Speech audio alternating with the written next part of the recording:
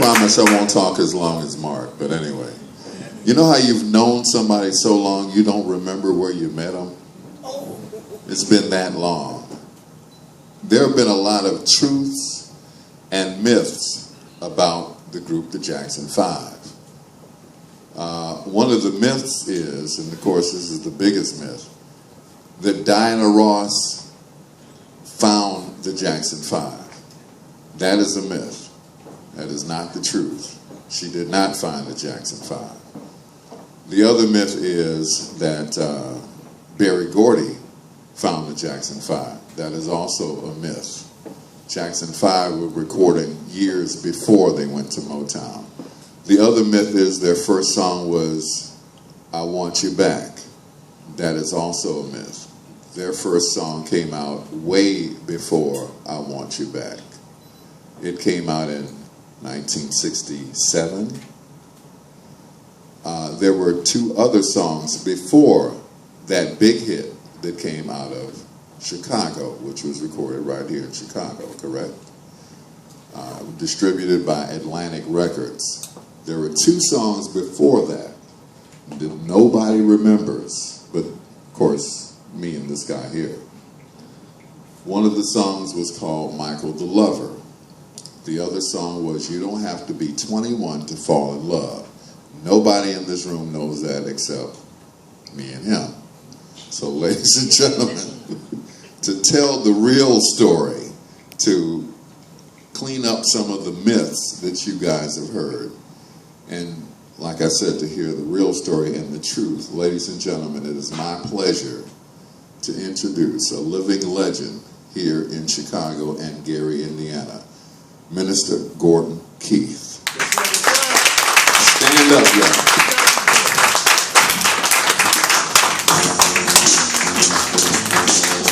Yeah, this is it, y'all. This is it. It wasn't Motown, it was Steel Town.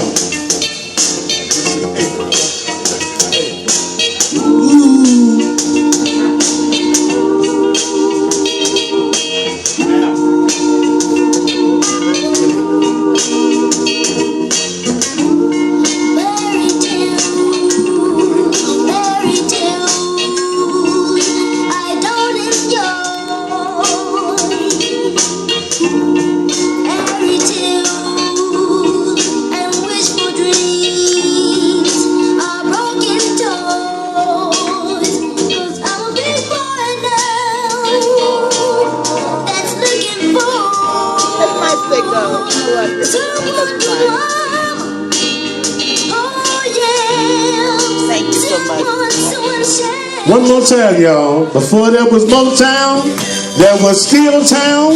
Before there was Berry Gordy, there was our guest. Give him another big hand. Gordon Keith. Love you.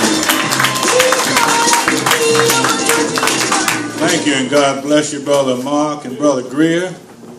I almost feel like I raised both of them.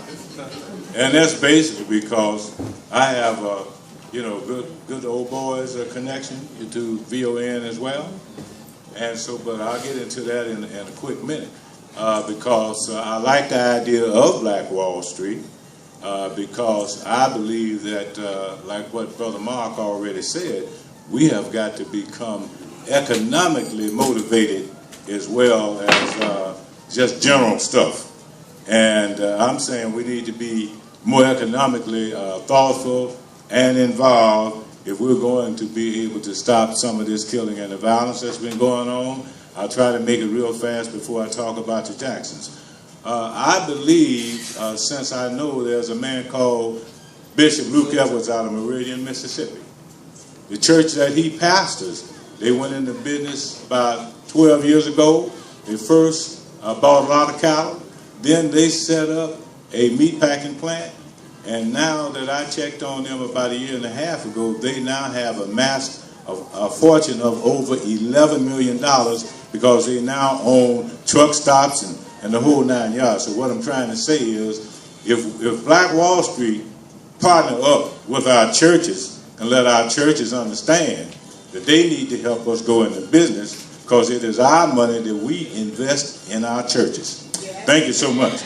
Now, when it comes to the Jacksons, like Mark said, before I came along, nobody believed in the Jacksons.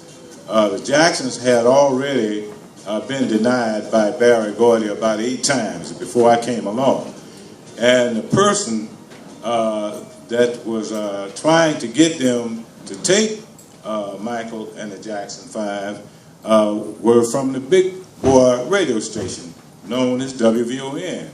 Those people I went to see quite a few times while these gentlemen right here were already running around at the station. And the people that I went to see were primarily Lucky Cordell, whom we just lost. Yes, sir. Yes, sir. And Rodney Jones, Perry Span. Those were the main people that I went to see. And guess what? I didn't have to pay them a cent. They gave me money. As a matter of fact, sometimes I go by Rodney's house, and believe it or not, he'd have a stack of money on the table. It'd be a line of us lined up around his house, so by the time I got in and tell them what I wanted to, what I needed, they would rock, let's say, put about a few $1,000s on the table for me and put it in my hand, and Rodney would say, Gordon, just bring me some money back. That's all he would say, okay? So that's how good they have been to me. Just about all of the Chicago jocks really were good to me, as well as a few Gary jocks. But when I say Gary, I include Brother Greer here, because he's the only DJ I know that straddles the state line of both Chicago, Illinois, and Indiana. Brother Greer here. I've been knowing him a long time. And I think, didn't I get you to play the first record too? Yes, you did. Yeah, I thought I did. And so that's the way it pretty much went down. And what people don't know is that, and I won't Leslie, put this on you all too heavy, because I know some of you all might not have eaten today. After we put their record out, it took off just like that. So I made a deal with Atlantic Records on March the 5th, 1968. Okay, we played Apollo Theater, and that's when I first found out about a double cross was taking place. Okay, some of the people involved in the double cross, I'm not going to mention. I think the main one, because I need to leave Chicago in one piece. So I'll just mention that would be a combination of Joe Jackson, Barry Gordy, and the ex-partner of mine by the name of Ben Brown. They are still selling my product right now without my okay. So if any of you all really know some real dynamic, let's say, intellectual property attorneys and entertainment attorneys, I've been needing one real bad for a long time. But it's hard to find one, believe me when I tell you, because I can take them to court right now because they're still selling my music, okay? So that's basically, I think, all I probably need to say.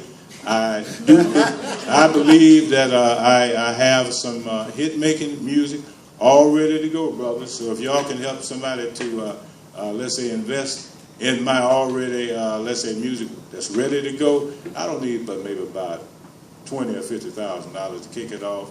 And I believe that we can make Black Wall Street people wealthy and rich. With that, I do have some other things to say, but I probably said enough. I thank you all for listening. I am here for you through these two gentlemen right here. Thank you, Brother Mark. Thank you, Brother Greer. God bless you. 62nd Senate. Forced upon me, can't refuse it. I didn't seek it. I damn sure didn't choose it. But it's up to me to use it. Give account if I abuse it. Just a tiny little minute, but eternity is in it. Peace to everybody. My name is Sister Africa Porter. Happy to be here. Happy to have learned, and I know, right? Happy to have learned and shared under the tutelage of Brother Mark and my father, the great Reverend Dr. Kwame John R. Porter, who I stand here because of his sacrifices, and my mother that they have made for me.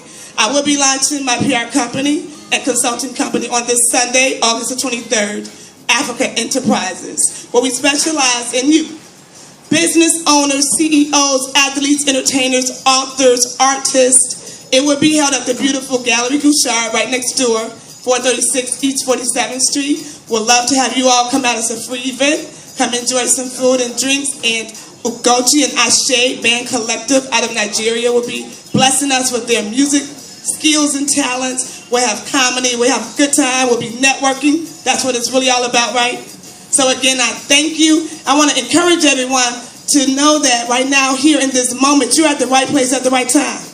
That's why I opened with I Only Have a Minute, which is a piece that my mother taught me as a little girl that she would hear a brother say before Dr. King would speak. Again, your time is what it is that you're doing right here today. We're in the moment. This is your time. Thank you so much.